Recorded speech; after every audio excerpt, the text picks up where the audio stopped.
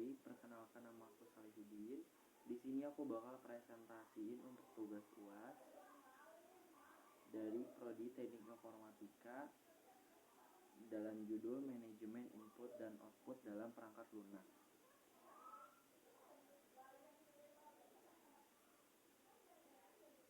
Yang pertama, definisi manajemen input. Manajemen input adalah proses pengumpulan validasi dan pengolahan data yang diterima sebagai masukan agar aplikasi berjalan sesuai dengan kebutuhan. Input dapat berupa data pengguna, sinyal sensor, ataupun informasi dari sistem lain. Lalu, ada juga strategi validasi input. Validasi tipe data untuk memastikan format benar. Penggunaan filter untuk mencegah injeksi dan serangan keamanan. Yang ketiga, pemberian umpan balik kepada pengguna atas kesalahan input. Yang ketiga, definisi manajemen output itu sendiri.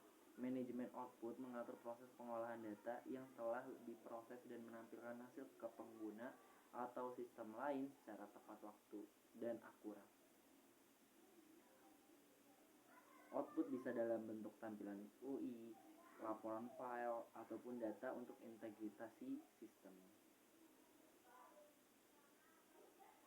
Ada juga metode pengelolaan output.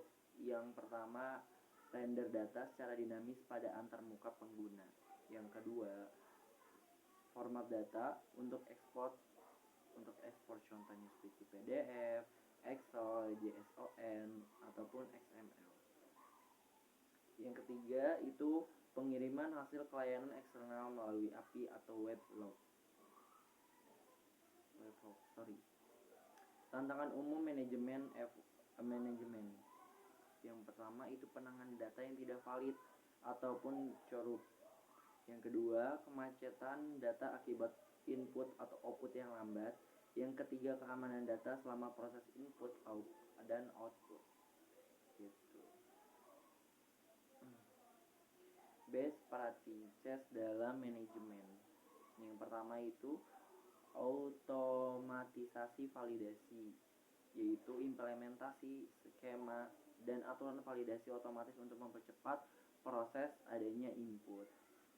Yang kedua, keamanan data, enkripsi data dan proteksi dari injection dan akses data selama berproses.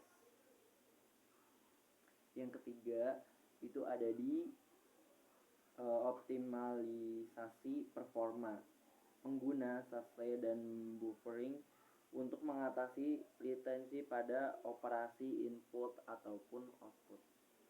Kita lanjut lagi ke selanjutnya, itu kesimpulan dan langkah-langkah selanjutnya.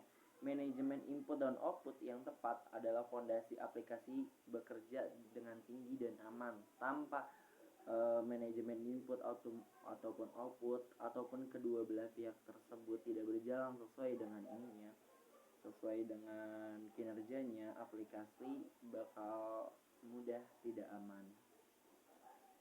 Implementasi validasi dan proteksi data harus menjadi prioritas dalam pengembangan perangkat lunak. Yang ketiga, terus dioptimalkan proses manajemen satu dengan teknologi modern dan praktik yang terbaik. Sekian dari saya.